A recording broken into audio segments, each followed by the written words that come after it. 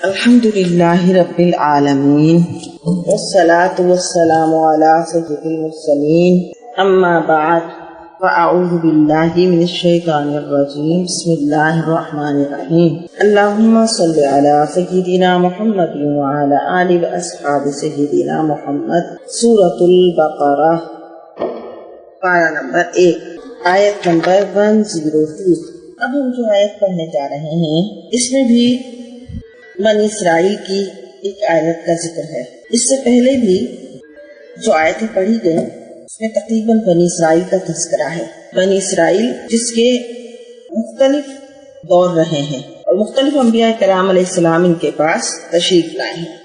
اب یہاں پر جو ذکر ہے وہ حضرت سلیمان علیہ السلام کے زمانے کا ذکر ہے، یعنی ان کی تاریخ کا ایک اور حصہ پیش کیا جا رہا ہے، کیونکہ قومیں اپنے عروج اور اپنے بلند مقام محنت سے حاصل کرتی ہیں، ہمت سے حاصل کرتی ہیں اور بلند ہمتی سے حاصل کرتی ہیں، اور کبھی بھی پست ہمتیں اور شکستہ حوصلوں کی طرف نہیں جاتی۔ لیکن بعض قومیں وہ ہوتی ہیں کہ جب وہ پست ہمت ہو جاتی ہیں اور ان کے حوصلے پست ہو جاتے ہیں، شکستہ ہو جاتے ہیں اور وہ کسی قربانی کے لیے آمادہ نہیں ہوتے، کسی ایثار کے لیے آمادہ نہیں ہوتے، اس وقت وہ قومیں جادو اور منتر کا سہارا لینے لگتے ہیں۔ اب یہ قوم کی بات بھی ہے اور فرد کی بات بھی ہے کہ کوئی فرد بھی اسی طرح کرتا ہے کہ وہ سمجھتا ہے کہ جادو سے وہ سارا نقشہ اور منظر بدل لے اور اپنی مرضی کے حالات پیدا کر دے، اس لیے پھر وہ اس بری چیز کا سہارا لیتا ہے۔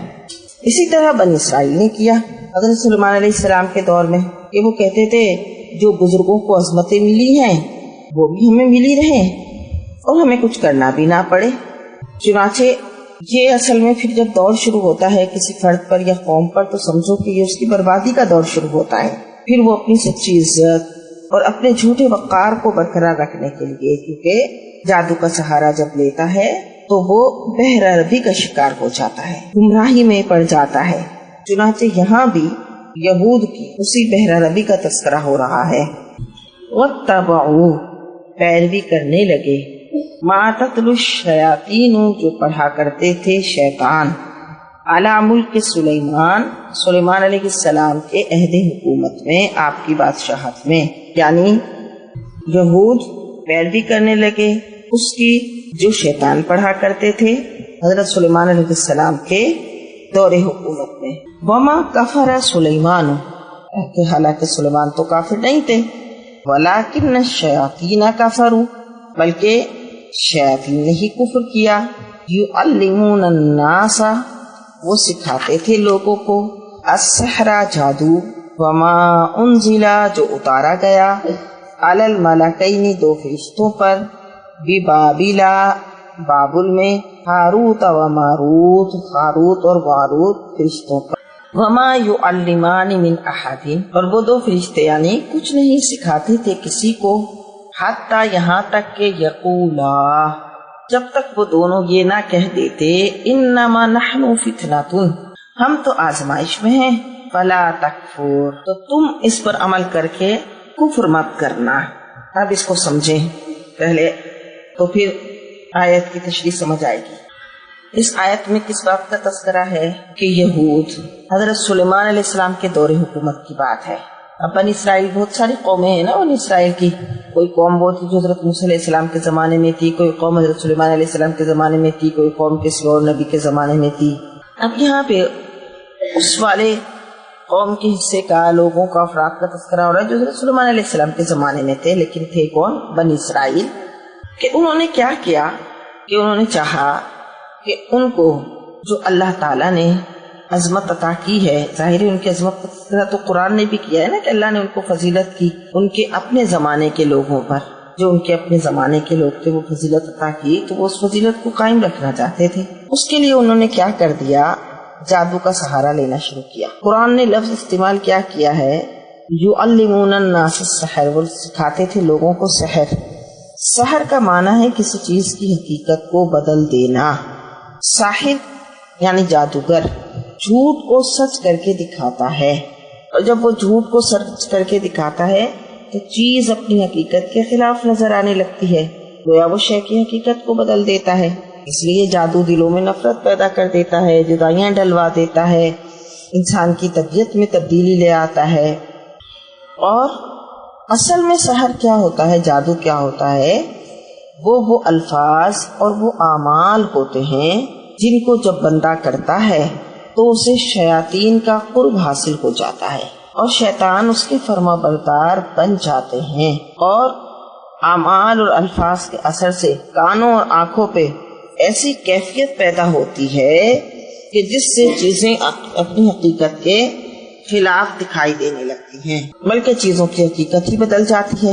اب سحر کیا ہے، یہ تو حقیقت یعنی اس کی تو حقیقت ہے، اور یہ کیا ہے، ان شیطانی کلمات کو سیکھنے کا نام ہے جس سے چیزوں کی حقیقت بدل جائے، وہ ہوں کچھ اور نظر کچھ آئے۔ حضرت امام اعظم ابو حنیفہ رحمۃ اللہ علیہ فرماتے ہیں جادوگر کی سزا یہ ہے، ساحر کی سزا یہ ہے اسے قتل کر دیا جائے اور اس کی توبہ قبول نہ کی جائے، اور جو کسی جادوگر سے کسی مسلمان پر جادو کروائے یا کوئی ساحرانہ عمل سیکھے یا ایسے جملے بولے تو استغفر اللہ، وہ ایمان سے خارج ہو جاتا ہے اور اس کا خاتمہ ایمان پر نہیں ہوتا۔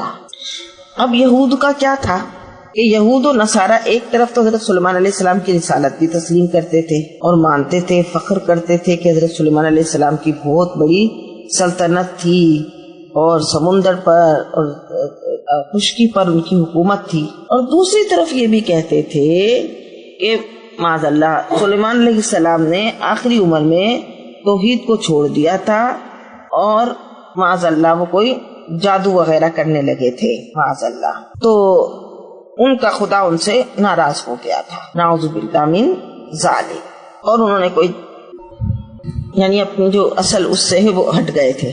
یہ انہوں نے اپنی کتابوں میں تبدیلی اس طرح کی کر لی۔ اب یہ تو انہوں نے حضرت سلیمان علیہ السلام جو اللہ کے نبی ہیں ان پر یہ تو شرک کا الزام لگا دینے لگ گئے کہ معاذ اللہ وہ تو بالکل توحید سے ہی ہٹ گئے تھے اور اپنی مشرک بیویوں کے کہنے میں آ کر معاذ اللہ کوئی جادو کرنے لگے تھے۔ اب انہوں نے یہ بات ایسی مشہور کی کہ دنیا آپ کو یہی سمجھتی رہی، یہاں تک کہ اللہ کے حبیب صلی اللہ علیہ وسلم جو سارے انبیاء اور رسول کی عزت و ناموس کے نگہبان ہیں، آپ علیہ الصلوۃ والسلام، اس لیے دیگر انبیاء کرام علیہ السلام پر جو لوگوں نے غلط باتیں کی ان کو بھی ٹھیک کرنے آئے۔ اللہ کے محبوب جو سارے انبیاء اور رسول کی عزت کے نگہبان ہیں، محمد الرسول اللہ صلی اللہ علیہ وسلم تشریف لائے اور اپنے رب کا یہ فرمان دنیا کو سنایا، وما کفر سلیمان، سلیمان نے کوئی کفر نہیں کیا، ولیکن الشیاطین کفروا، بلکہ شیطانوں نے کفر کیا۔ اور کیوں کیا؟ کیونکہ یعلمون الناس السحر، کیونکہ وہ لوگوں کو جادو سکھاتے تھے۔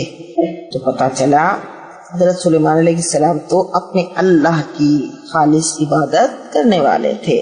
وما انزل علی الملکین، اور جو اتارا گیا دو فرشتوں پر، ببابل ہاروت و ماروت، بابل میں جن کے نام ہاروت اور ماروت تھے۔ یعنی یہود یہ کہتے تھے کہ جادو بھی آسمان سے فرشتوں پر نازل ہوا اور فرشتوں نے ہی ہمیں سکھایا، تو گویا وہ یہ کہنا چاہتے تھے کہ یہ بھی آسمان سے اترا ہوا جس طرح اور صحائف ہیں اس میں سے کچھ ہے، کوئی آسمانی چیز ہے۔ تو یہود کا یہ کہنا سراسر باطل ہے، فرشتوں پر ہرگز کوئی جادو نازل نہیں کیا گیا۔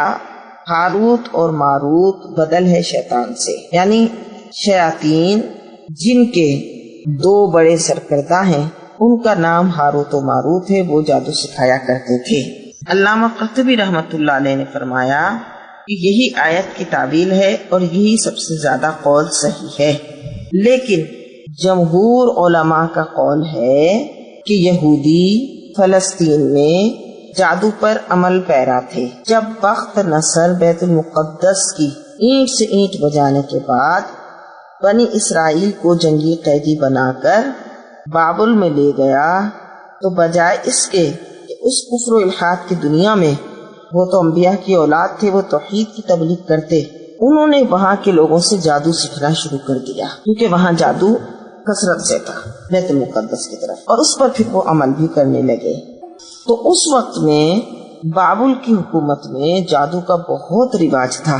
جادو کے زور سے لوگ طرح طرح کے کرشمے دکھاتے تھے جس سے سادہ لوگ دنگ رہ جاتے تھے، اور ان کے نزدیک جادو اور معجزے میں کوئی فرق نہیں رہ گیا تھا، بلکہ وہ جادو کو بھی ایک علم کی مفید شاخ سمجھتے تھے۔ اس لیے اللہ تعالیٰ نے 2 فرشتے بھیجے جو لوگوں کو جادو کی اصلیت سے آگاہ کریں تاکہ وہ آسانی سے جادو کی فریب کاری اور معجزے کی حقیقت میں تمیز کر سکیں، پہچان سکیں کہ جادو تو فریب ہے اور معجزہ اللہ کی طرف سے اچھی حقیقت ہے۔ اور اگر انہوں نے جادو سیکھ کر اس پر عمل کرنا شروع کر دیا تو یہ ان کی اپنی غلطی تھی۔ فرشتے تو فقط تمہاری آزمائش کے لیے بھیجے گئے تھے۔ وما یعلمانی، اور وہ کچھ نہیں سکھاتے تھے، من احد، کسی کو، حتی یقولا، یہاں تک کہ وہ کہیں، انما نحن فتنۃ فلا تکفر، کہ ہم تو آزمائش میں ہیں، تم کفر مت کرنا۔ یعلمانی، بتانا، آگاہ کرنا، یعنی وہ جادو کے مفاسد سے اور مضرات سے جو اس سے ضرر پہنچتا ہے اس سے لوگوں کو آگاہ کرتے تاکہ وہ اس سے پرہیز کر سکیں۔ اب یہ کتنی اچھی اس کی تشریح ہو گئی کہ بات سمجھ میں آ گئی۔ یعنی وہ جو فرشتے تھے وہ لوگوں کو جادو کے مفاسد، اس کے جو ضرر پہنچانے والی چیزیں ہیں، تکلیف دینے والی چیزیں ہیں، جو وہ ایمان کو خراب کرنے والی اس میں شر ہیں، ان سے آگاہ کرتے تھے تاکہ لوگ اس سے پرہیز کریں۔ فَيَتَعَلَّمُونَ مِنْهُمَا، اس کے باوجود لوگ ان سے سیکھتے رہے، مَا يُفَرِّقُونَ بِهِ، جو جدائی ڈلوا دے، بَيْنَ الْمَرْءِ وَزَوْجِهِ، خاوند اور اس کی بیوی میں، وَمَا هُمْ، اور نہیں وہ بِضَارِّينَ، ضرر پہنچا سکتے، بھی اس کے ذریعے، من احد، کسی ایک کو بھی، الا باذن اللہ، مگر اللہ کے ارادے سے، مگر اللہ کے ارادے سے۔ تو سحر اور جادو کا جو منتر بہت زیادہ مقبولیت حاصل کر چکا تھا وہ تھا جس سے میاں بیوی میں ناچاقی پیدا ہو تاکہ ان کی جو زندگی ہے وہ خراب ہو جائے اور معاذ اللہ ان کے درمیان جدائی ڈل جائے۔ اور جب میاں بیوی میں جدائی ڈل جائے تو پورے گھر کا اور پورے ایک خاندان بکھر جاتا ہے۔ چنانچہ وہ اس کی کوشش کرتے تھے، اور ہمارے زمانے میں بھی ایسا ہے کہ بہت سے لوگ شوہر اور بیوی کے درمیان جدائی کروانے کے لیے اس غلط چیز کا سہارا لیتے ہیں اور اپنی انتقام کی آگ کو بجھانے کی کوشش کرتے ہیں۔ تو یہ جادو کی دیکھیں، اس قسم کو اللہ نے قرآن میں بھی بیان کیا ہے، اور یہ اس زمانے میں بھی عام تھی۔ لیکن اللہ رب العزت نے آگے ارشاد فرما دیا جو بہت ہی حوصلہ افزا بات ہے، اور وہ کیا ہے کہ وما ہم بضارین، وہ نہیں ضرر پہنچا سکتے، بھی اس کے ذریعے، من احد، کسی ایک کو بھی، الا باذن اللہ، مگر اللہ کے ارادے سے۔ پتہ چلا کہ سحر اور پر مرتب ہونے کا آثار کا تعلق ایسا ہی ہے جیسے سبب اور مسبب کا۔ سبب جب ہی اپنا اثر دکھاتا ہے جب اذن الہی ہو، یعنی اللہ کا حکم ہو۔ اگر اذن نہ ہو تو سبب معطل ہو جاتا ہے۔ آپ یوں سمجھیں کہ دوائی تب ہی اپنا اثر دکھاتی ہے جب اللہ کا حکم ہو۔ اگر اللہ کا حکم نہ ہو تو اسی دوائی سے بندے کی موت بھی واقع ہو جاتی ہے۔ تو معلوم ہوا کہ سحر ایسی چیز نہیں جو اللہ کی مشیت پر بھی غالب ہو۔ اگر وہ نہ چاہے تب بھی جادو کا اثر ہو کر رہے تو ایسا نہیں ہے، بلکہ ہر قسم کا اختیار رکھنے والا تو رب العزت ہے، جس کے اذن و اجازت سے ہر چیز کے وجود و عدم کا دار و مدار ہے۔ سحر پر بھی اگر آثار مرتب ہوتے ہیں تو خود نہیں بلکہ اللہ کے اذن سے۔ جیسے دوائی تبھی اثر دکھائے گی جب اللہ کا حکم ہو۔ ہاں، لیکن اگر کوئی بیماری جسم میں پیدا کی جائے گی جادو سے تو بہرحال اس کی کیفیت جسم پر ضرور آئے گی، لیکن ظاہر ہے وہ بھی اللہ ہی کے حکم سے۔ اب سوال یہ پیدا ہوتا ہے کہ جب سحر حرام ہے، جادو حرام ہے، تو پھر اس پہ اس کے آثار کیوں مرتب ہوتے ہیں؟ آثار ہی نہیں مرتب ہونے چاہیے۔ تو اس کا جواب یہ ہے کہ اللہ کے ارادہ اور اس کے حکم اور رضا میں بڑا فرق ہے. اللہ کے ارادہ و مشیت اور اس کے حکم و رضا میں بڑا فرق ہے. وہ کسی بری چیز کا حکم نہیں دیتا اور نہ ہی اس کے کرنے سے خوش ہوتا ہے. ہاں لیکن بعض تکوینی مصلحتوں کی وجہ سے ان اشیاء میں اس کی مشیت ان اشیاء سے اس کی مشیت متعلق ہوتی رہتی ہے.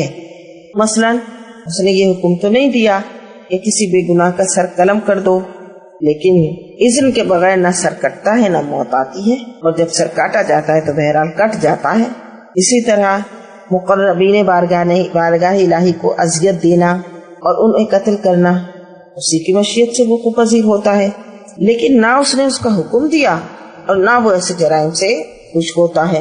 تو اس اذن و مشیت میں وہ مصلحتیں اور اسرار ہیں جو انسان بیان نہیں کر سکتا.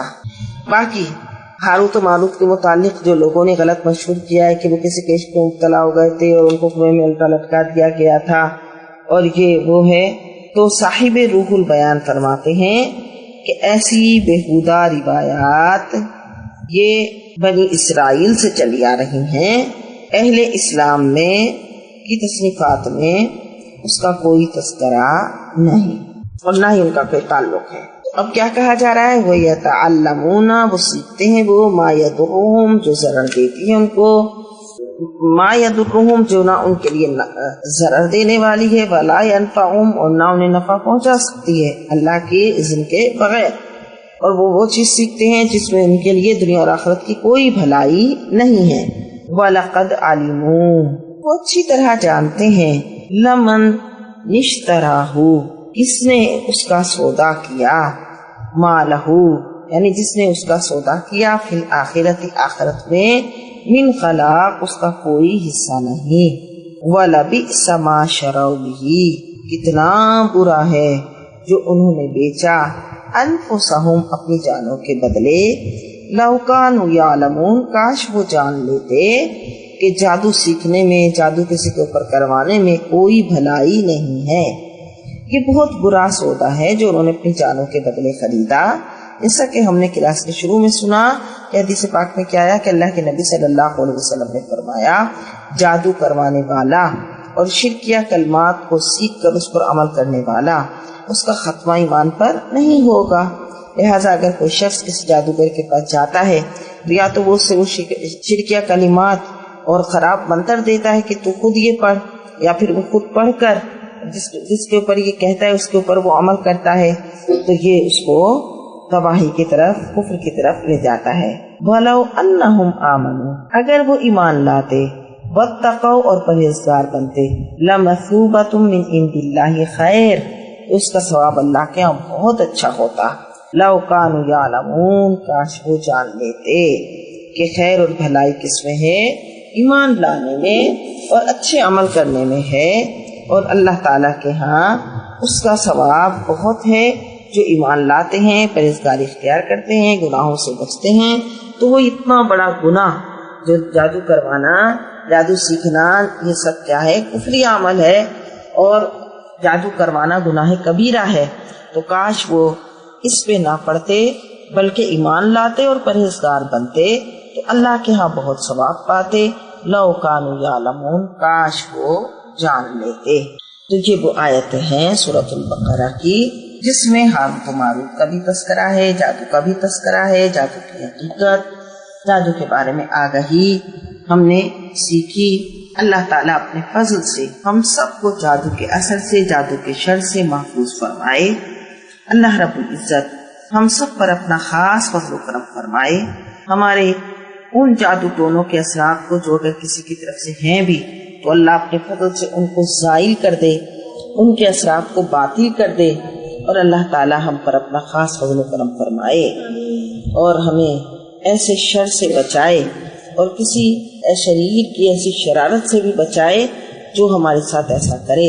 اللہ ہمیں اس شریر کی شرارت سے بھی محفوظ رکھے اور اللہ ہمیں اپنی حفاظت کا حصار عطا فرمائے اور اللہ ہماری ہر جانب سے حفاظت فرمائے. صلی اللہ تعالی علی حبیبہ خیر خلقہ محمد وعلی آلہ وصحبہ اجمعین.